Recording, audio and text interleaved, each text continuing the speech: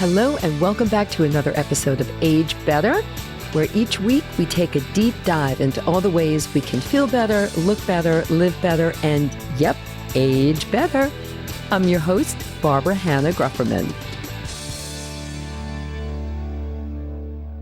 I recently read an article in the New York Times that really stopped me in my tracks, really. Immediately, I went to LinkedIn and connected with the woman who wrote the article, and a very lively email conversation ensued about doing an episode together on what she had written about. So today, we're diving deep into something that could change the way you look at your life, literally. It's called a life review, and it's a powerful tool that helps you reflect on your past to find clarity, purpose, and even peace as you move forward. So whether you're facing a big life transition or just feeling a little stuck, a life review can provide the insights you need to embrace the next chapter of your life with a little more confidence.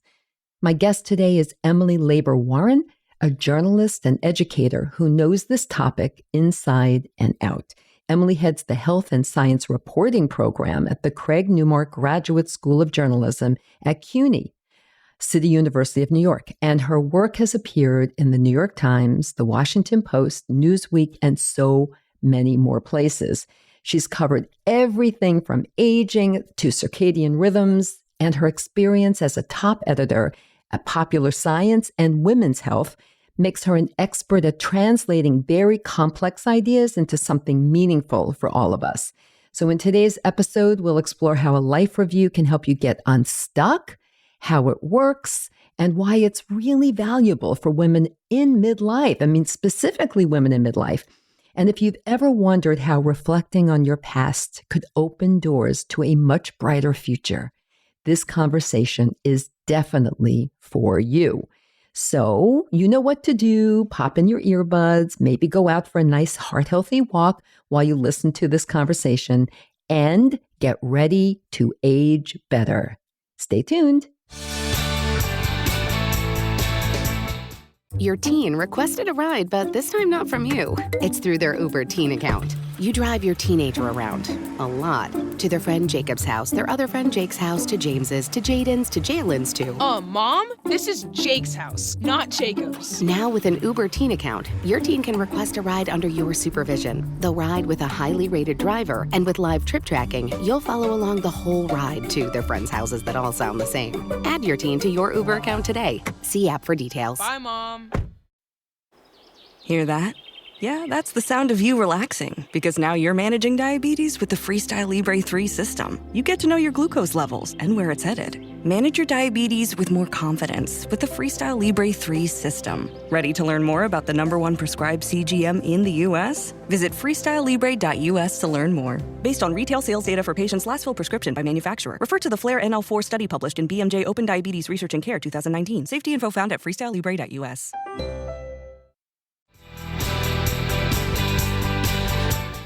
Hello, Emily, and welcome to Age Better. Thank you so much. Recently, you wrote an incredible article that I really, really loved in the New York Times about a life review. And I really thought this is a great conversation to have because most of the people tuning in to Age Better are midlife women. And very often midlife women are thinking, I feel kind of stuck. Kids are gone. Maybe I'm changing jobs. Maybe my relationship has changed, whatever's going on. And they're also asking like, what's next for me? And from what I read in your incredible article, and there will be a link to the article, everyone, in case you want to read, I hope you do, a life review can really help people to move forward. So let's go right into the basics. Emily, what is a life review? So a life review really initially was a very specific thing. It was initially intended for people who were approaching the end of their lives. It was observed as something that some people did naturally, and you might notice that people towards the end of their lives start looking back and reminiscing and trying to kind of put it all together for themselves. But a very well-known gerontologist realized that some people get stuck with that. They have like unresolved grief or some kind of guilt or something that didn't work for them in their lives, and they can't complete their life review. So he invented this thing called life review therapy. And what I wrote about was that more and more people are not using it only at the end of their lives to try and kind of tie up the loose ends and create your narrative of what it was all about. People are using it, like you said, like they're actually using it even with children, but people are using it at all life phases as a really great way to look back to where you've been, as a way to kind of rethink and redirect sort of what your next steps are.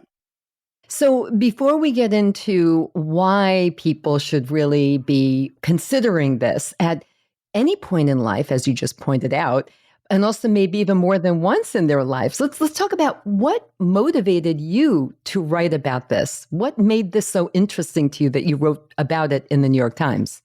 Well, actually, everyone that I told I was working on this story, when I said it was about life review, every single person was like, "Ooh, that's interesting. What is that?" Right? So I had the same experience. I was listening to a podcast by Julia Louis-Dreyfus called Wiser Than Me, and she was interviewing Jane Fonda about lots of things. And just one of the things that Jane Fonda mentioned was how important it had been that she herself had done a life review when she was 59, because she was so concerned about turning 60. And it was a moment for her. And she spent a year doing it. And I later read the book where she talks about it, but she found it so tremendously useful to her and helped her set what she called like her third act. In other words, like the ages from like 60 beyond. Yeah. And as we know, she's an amazing person, an activist. She's been so important to the environmental movement. And she really feels like her life review freed her to sort of enter this new phase. So I thought, oh, that's really interesting. And then I went into the medical literature and I saw there's a lot of studies on life review. Like this isn't just something Jane Fonda, a celebrity, did. Like it's something that happens a lot and that has been studied. So that was how I knew it was a good story. So it sounds like her life review really helped her to make some pretty big decisions in her life and how to best go forward, right? I was fascinated when I read about how she did her life review, but just in summary, what she got out of it, what I thought was really useful was she saw some patterns that she didn't like. For example, she had always tried to please the powerful men in her life, starting with her dad, Henry Fonda, and then the husbands and boyfriends. And that was something she recognized through the life review and was like, I don't want to do that anymore. I want to please myself. Another thing that I thought was really interesting is she interviewed childhood friends and about herself and friends of the family. And she rediscovered like, hey, you know what? I was actually really a courageous young kid. Like I've always had courage and stood up for other people. And that's something that was part of me always, but she hadn't really recognized it. And that also was very helpful. Yeah, it sounds incredible. I did listen to that podcast and I agree with you. It was very motivating and very, very interesting. So, okay, let's turn to actually doing a life review because, hey, if it works for Jane Fonda, it can work for the rest of us too, right? So how can someone do a life review and how can it really help people specifically in midlife who might be confronting transitions or might want to force a transition in their lives? How can this help? So there's two main ways of there's many ways of doing a life review. So one way is to be very chronological about it. And you basically, there's a series of questions that you want to answer about early childhood. Then you move on to your teen years, early adulthood, and you move through all the phases of life that you've had so far.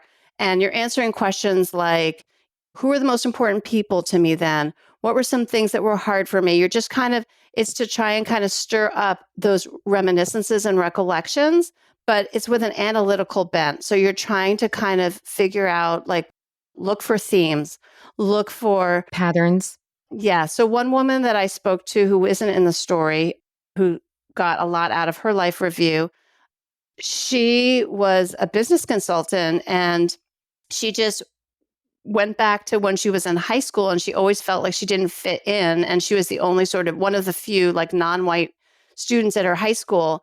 And she realized that she was happiest in her business group. There was like a business club in high school and that was her happy place. And she realized like, oh my God, I have just recreated that in my professional life. I am now that form of collaboration and working with people.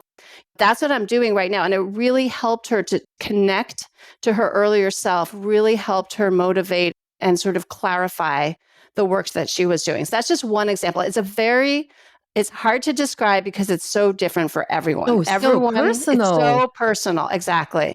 So it's not like you'll get this out of it.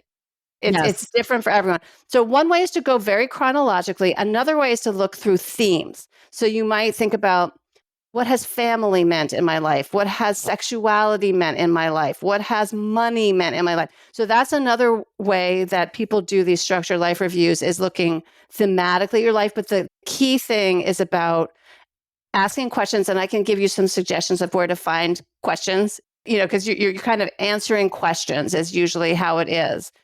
And then that help you recollect. But it's about being systematic, either looking chronologically or thematically. When you were doing your research for this, what really surprised you the most about the challenges or the benefits of a life review? One of the things that stood out to me the most was this thing called guided autobiography.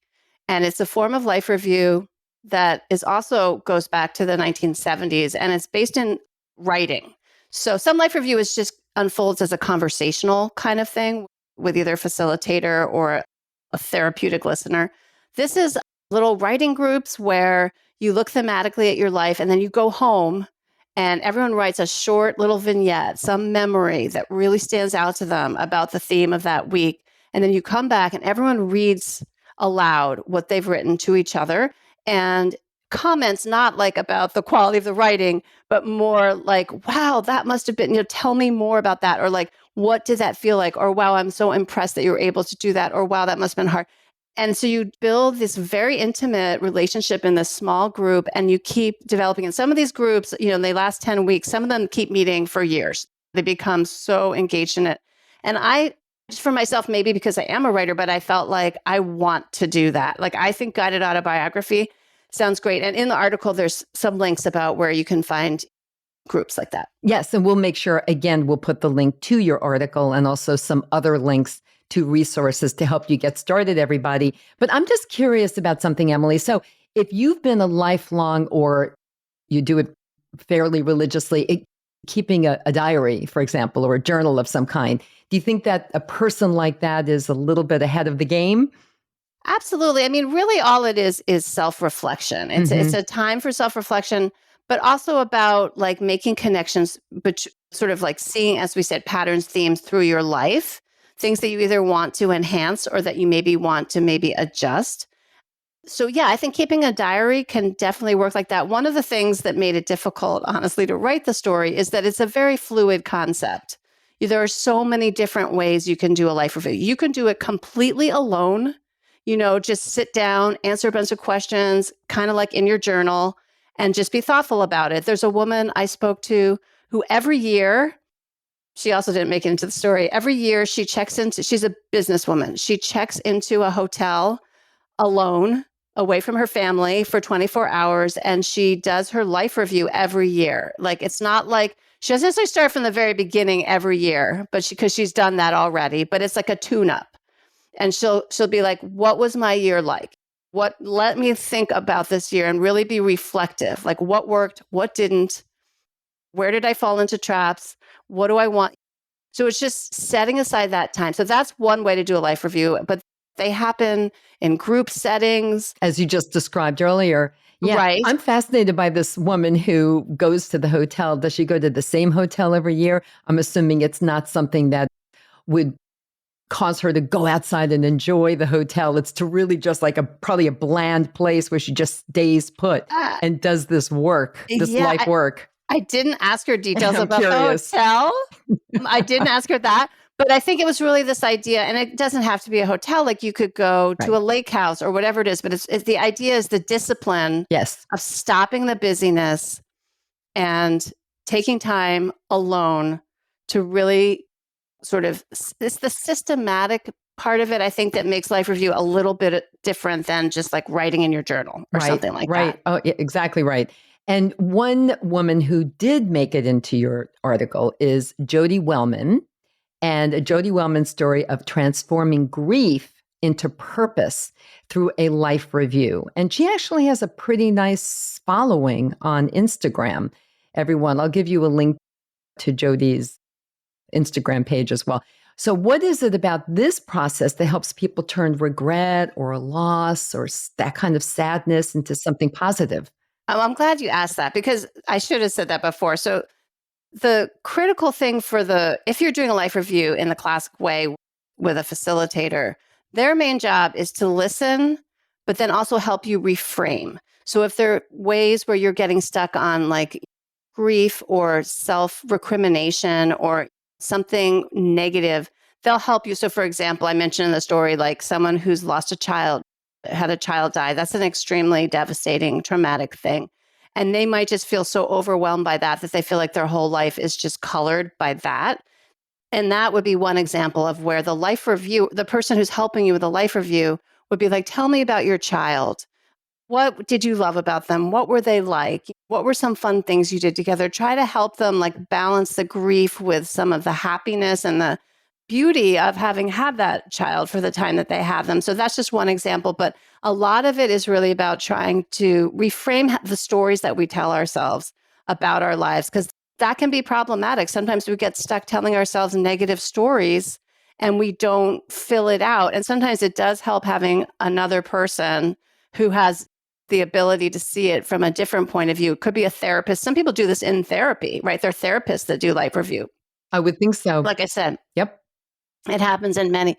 And Jody Wellman, I think, is a really super spectacular person. And she was the first one who I spoke to who was really using it in an innovative way, because the initial people I went to were doing classic kinds of life review. And she developed this, her whole concept is that life is short. Her grief, it wasn't so much grief that she felt for her mom. It was that her mom died young.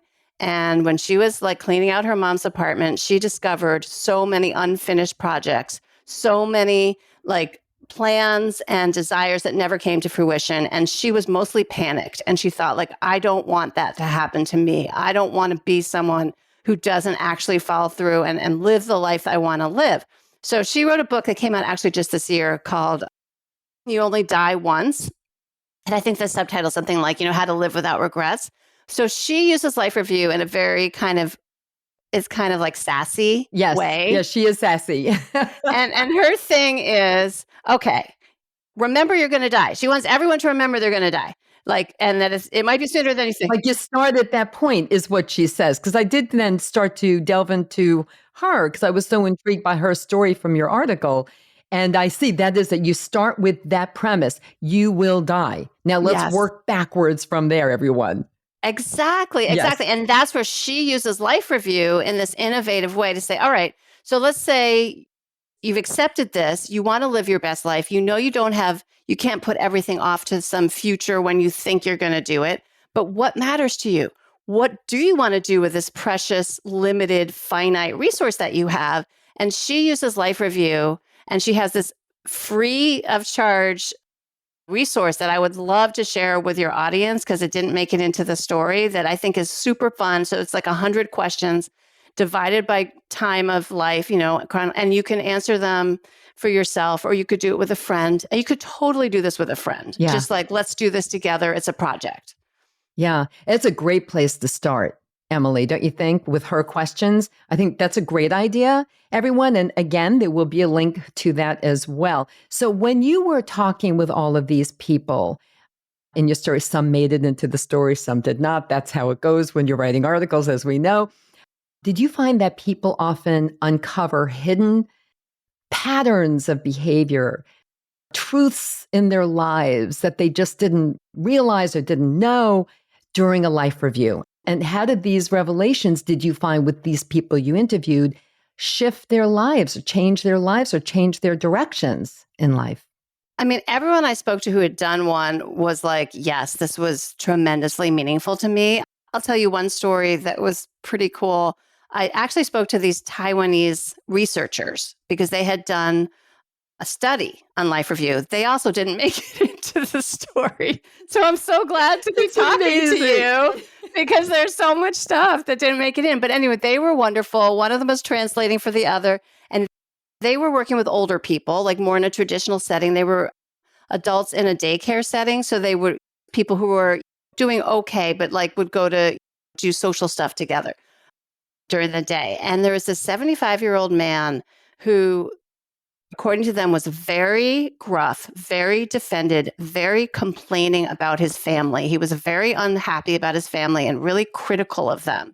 And they, over the course of the 10 or 12 weeks, however many weeks it was, he was transformed so that by the end, he was saying, I love you to his family members. And he decided to stop smoking cigarettes so that he could live longer. Like he had a complete transformation. Wow. And it's complicated. If you're like, how did that happen? Part of it was the skill of the social worker or psychologist who was facilitating the life review. But basically, they had him think about times when good things had happened when he was younger, like people who had been kind to him. That was the beginning of just, first listening to his complaints without judging them. So it was a process. And It I was a thought, process. and Yeah. also involved the other people in the group and forming emotional alliances. But he was able to become vulnerable in a way that he had never, ever done it. Apparently, it's a very macho society for men there. Not like Mhm. ours isn't, but, so he was really like an archetypal kind of like tough guy. Yep. And he changed. He really did. That's a great story. So clearly, there were a lot of stories that you uncovered and a lot of people you spoke with and that didn't make it into the article. So, what else? Anything else you can share with us that didn't make it in? There was a woman who was a second generation Holocaust survivor, meaning that her mom had fled Europe, Hmm. but she herself was born in the United States. And she was part of a group of second generation Holocaust survivors in Vancouver. And they did guided autobiography as a group. And then they liked it so much and they asked to keep doing it. And they're actually putting out a book soon that is a compilation of the memoir writing that they did in that group. But this particular woman, she had what she felt was a very significant revelation for herself, which was even though she was American, she always felt like she didn't fit in. She never felt like she fit in as a kid. She always felt somehow she didn't fit in. And of course, she knew that she'd lost her entire extended family who were murdered by the Nazis. But so it's not like she didn't know that. But she put together for herself that never having any extended family, because it was just her and her mom. She didn't have siblings. Her dad wasn't in the picture. It was like just her and her mom. So not having aunts, cousins, Hmm. uncles, grandparents, like she didn't know who she was in the world. She felt like floating because she wasn't grounded by what we get from extended family. And that for her was an extremely profound revelation. Hmm. Hmm. And I'm sure there are many more stories like that. But one story I know we all want to know about, and that's yours, Emily, after doing this research. Did you, in fact, do your own life review? So I haven't yet, but Okay. I absolutely plan to. This is so up my alley. So I think I'm going to probably start with a guided autobiography. I'm going to take one of those sessions that I mentioned where you write those little vignettes and then see what comes from that. I know I'm so grateful. Everyone, poor Emily has a dreadful upper respiratory thing going on, but she still agreed to speak with me today to share all of this with all of you. So thank you, Emily, for that. But yeah, I want to do this too. And I want to make sure that I include all of the kind of starting resources in the show notes. So everyone can kind of click and figure it out for themselves, like what is the best way to start? Because as you pointed out, it is such a personal thing. Oh my goodness. And I can really see how doing it at different points of your life, like that one woman who would go to the hotel every year. I'm very intrigued by that. I like that. I like that idea, like a check in every single year, and then you can keep adding to it. Yeah, I think that's great. I didn't get to fit that idea into the story either, but that idea of checking back and redoing your life review is, I think, critical because you do it once and then you pack it away in a book and you're like, done, you move on, right? But if you really want to see the change, oh, and there's one more thing. Do I have time to mention one more thing? Absolutely. Keep going, Emily. So one of the people that was a really great resource was this Dutch psychologist named Dr. Gerben Westerhoff. He did make it into the Yes, he story. did. He's one of the experts who is really taking life review into like new territory. Like, for example, in his case, people at midlife.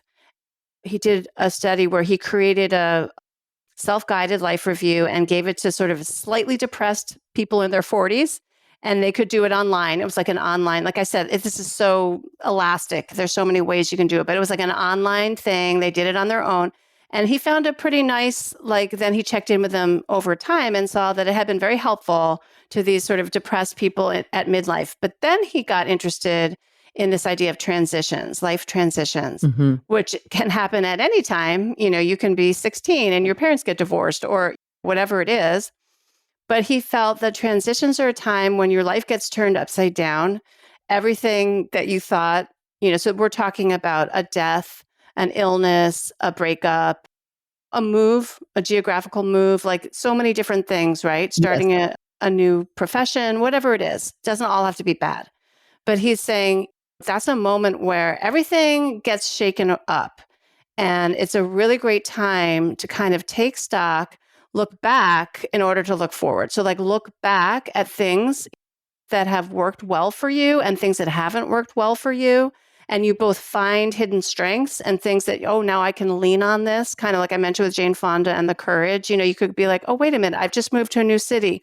But remember, I did blah, blah, blah before, and it went well for me. So maybe I can call on some of those. So it's not all about change. Some of it is about like rediscovering yourself. Yes. But then there's also like, okay, but it's also a moment where you can jettison stuff. You know, if you're in a transition, let's say you're breaking up with a partner or whatever, it's like there's all these potential possibilities that also open up. And it's like looking back and remembering what were the things I cared about? What were the things I wanted to do when I was a kid? You know, those questions that we don't necessarily ask ourselves can sort of help you then like chart your course for the next phase of your life. So I love the transition, the life transition use for it. And also, when you think about life, and I really talk about this often on the show, when you think about life, life is a series of changes. You can call them transitions. But I mean, when you think about it, from birth to death, it is a series of transitions. Going into college, graduating from college, starting to be an adult. I mean, on and on and on and on and on. Exactly. So there is such a need for a tool like this. Really, was so intrigued. I was so excited to have this conversation with you today about it. And I'm going to just have to figure out which approach I'm going to take because it's so personal, but I am looking forward to doing it. And I'm planning on sharing it with both of my daughters. One of them is moving to a new city, and you just referenced that, you know, a new location. She's moving to Raleigh, North Carolina from DC. We're from New York, but she moved to DC, now Raleigh. And she is doing this to push herself out of her comfort zone. She knows no one in Raleigh. That's no one. fantastic. Yes. Good for her. Yes. She's courageous. Yes, I'm really excited for her, but I think this is a really great tool. So I'm going to share this with both of them. So, Emily, this was a great conversation, as I knew it would be as soon as I sought you out on LinkedIn and we got together and talked about this, but we covered a lot. So can you please share with us your top 3 biggest takeaways from our conversation today? Okay. Listeners might be thinking, okay, how do I do this? Yeah. You know, like because it's so many things. So I think, first of all, you and I will work together and create, as you mentioned, resources that Yes. people can go to, because there are books that have lists of questions. There are many, you know, you can do it with Jody Wellman's list of questions. So I think one thing I would just say is don't be overwhelmed. It's actually not that complicated. It's just about finding whether you want to do it alone or if you want to do it with a therapist, you want to do it, which is recommended if you have traumatic memories, right? So if you are someone who has been through a lot of really difficult things, you might not want to embark on this just on your own or with a friend. You might want to find a therapist because there are therapists who can work with this. So that's one thing. So it's like figuring out how you want to do this is fun, right? So, and then it's like the writing thing. I want to just mention guided autobiography, which is the writing one. You don't have to have writing experience. It's not just for writers. So it's for anyone, and you are not judged on your writing. So I didn't want to turn anyone off to that. I think there's a beautiful, like that small group experience, if you like that, I think is a beautiful thing, because you're kind of building these kind of intimate connections with people where you're really sharing things that maybe you never said to anybody else or never read to anybody else. So I feel like if you like that vibe, you could do that. You can create your own guided autobiography group, because again, it's not that complicated, and there are books that kind of tell you how to do it, and we'll put that on the website. So you could be like, team up with 3 friends and be like, we're going to do our own little guided autobiography group. Or you could find a trained instructor. You could do it either way. So I think that just don't be intimidated by the multiple choices, and just know that we'll provide really great resources, and you can kind of look at them and see what works for you. Oh, Emily, those were great tips. And yes, everyone, we will have those links in the show notes. Please take advantage. Please read Emily's article. It was so, so great. Emily, thank you. I really hope that you come back and talk about other things. You're a fun guest with a lot of information, and I so appreciate you. Thanks. It was really fun for me as well. I really appreciate the opportunity. Bye. Bye. Thanks for tuning in, everyone. If you enjoyed this episode of Age Better Podcast, please do a few things. First, share it with all your friends and family. Then, subscribe to Age Better wherever you listen to podcasts, including YouTube, so you never miss a single episode.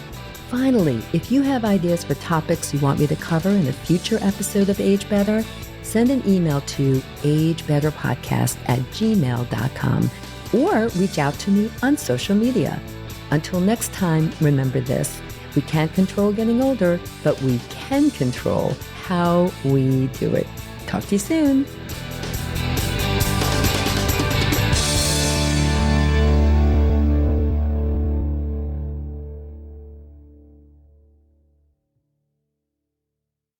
Age Better Podcast is a proud member of the Sound Advice Network. Sound Advice, women's voices amplified.